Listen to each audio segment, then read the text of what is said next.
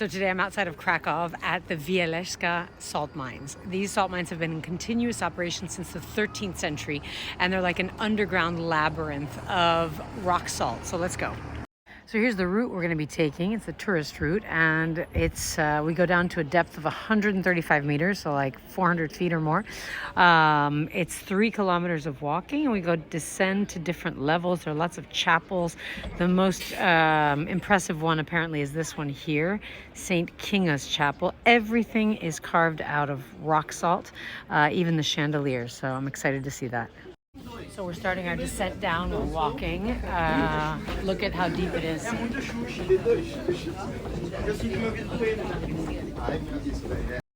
So here we're entering the area of the first chapel that was created out of chambers that had been emptied of salt. So the miners, who were very religious and because they did a very dangerous job, created several chapels.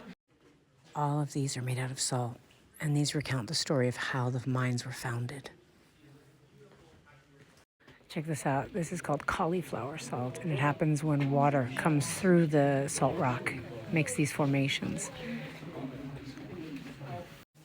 I'm going to try some.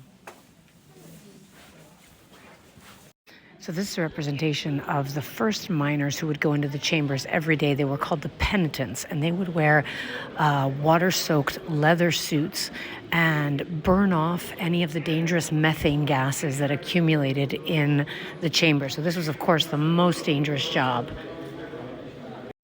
So I'm walking through these corridors, which are in a zigzag formation, and that was done on purpose because that would maximize the miners' chances of actually finding salt. Instead of just creating a straight line, they would create them zigzagging in the hopes of finding more salt deposits. Something else that's crazy that you can do here is you can actually taste the salt. You can taste the walls. Check this out. And you can do that because salt kills bacteria. So have a look at this. I want to show you this that's on the ground here. That is about 1 ton of salt. That's a salt column. And so you can look at people, just for reference, next to it. It's big, but not huge. If in the Middle Ages you had one of these, you could pretty much buy yourself a village. Salt was so valuable that it earned the name white gold, and at one point its value even surpassed that of gold.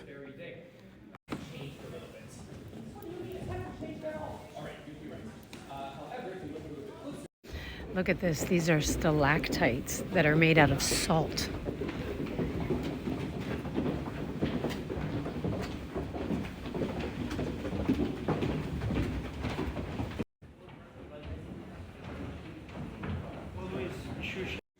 Look at these steps here. These were the steps that the miners used to take many times a day, carrying 40 to 60 kilos of salt on their backs. One of the most really impressive and incredible things when you're walking through the salt mine is to think that this is not a cave. This was all created, it was man-made. This was all carved out. Okay, this is what everybody comes here for. This immense chapel created completely out of rock salt, underground. Even the chandeliers are made out of salt. It's the chapel of Queen Kinga. This place is nuts. Everything is made out of salt. Look at this. The chandeliers, the statues, the floors, everything. It's massive. Look, there's a nativity scene. Here there's some chapels. The reason I'm telling you this is because you're all the lamps in our with the Virgin Mary and Jesus created out of salt. Here's the escape of the Holy Family. Again, look at the chandeliers. This is the purest rock, crystal, salt rock. There's the altar. And there's even a Last Supper. Let me get closer.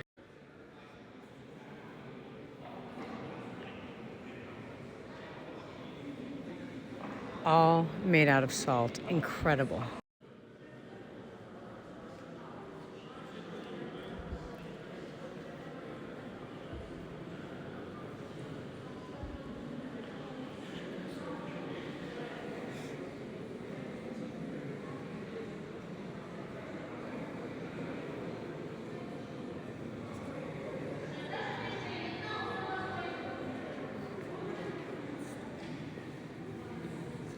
Check this out. There's even a confessional that's been sculpted out of salt.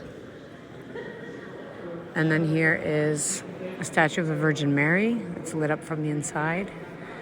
And this is Poland's own Pope John Paul II.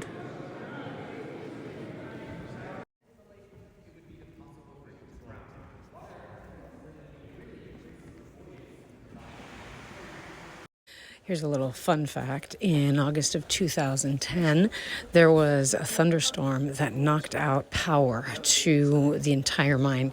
And something like 1,000 tourists were stranded down here for a while without any electricity. They all got out safely, though. So because this tour is like 2.5 to 3 hours long, they make a stop about halfway for bathrooms. There's a gift shop, there's a cafe, and this is all like 150 meters almost underground.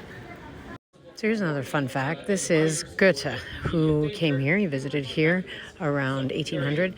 And at the time, he was actually the minister of mining. So in his hand, he was a poet, obviously an author. He's holding a scroll, but he's also holding a rock because of his dual, let's say, passion.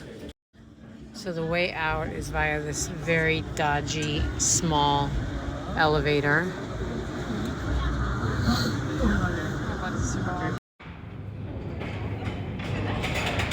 Jest szybko.